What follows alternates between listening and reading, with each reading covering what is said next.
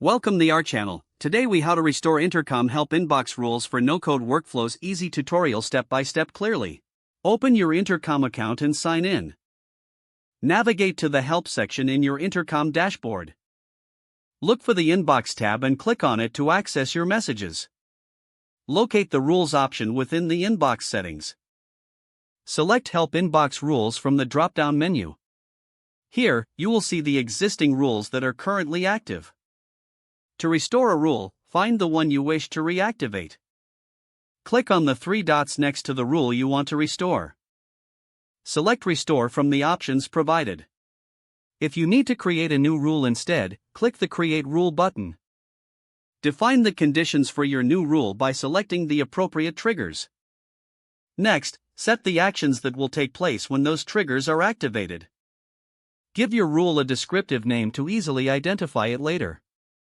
Review your rule settings to ensure everything is correct. Once satisfied, click the Save button to store your new rule. Your restored or newly created rule will now be active and ready to use. Return to the Help inbox to see how your rules are functioning.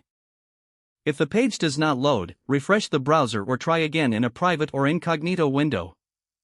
Make sure you are using the correct email address, then retype it carefully to avoid small typos. If your password is not accepted, use the Reset option and create a new strong password you can remember. Check your spam folder for verification or security emails, then complete any requested confirmation steps.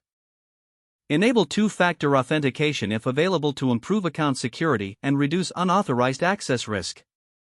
After signing in, review your profile details so your contact information and settings are accurate and current. If you see an error message, note it down and try again after restarting your device and internet connection. Log out when you finish, especially on shared devices, to keep your account and payment information secure. If the page does not load, refresh the browser or try again in a private or incognito window. Make sure you are using the correct email address, then retype it carefully to avoid small typos. If your password is not accepted, use the Reset option and create a new strong password you can remember. Don't forget to like this video and subscribe to our channel for more step-by-step tech guides.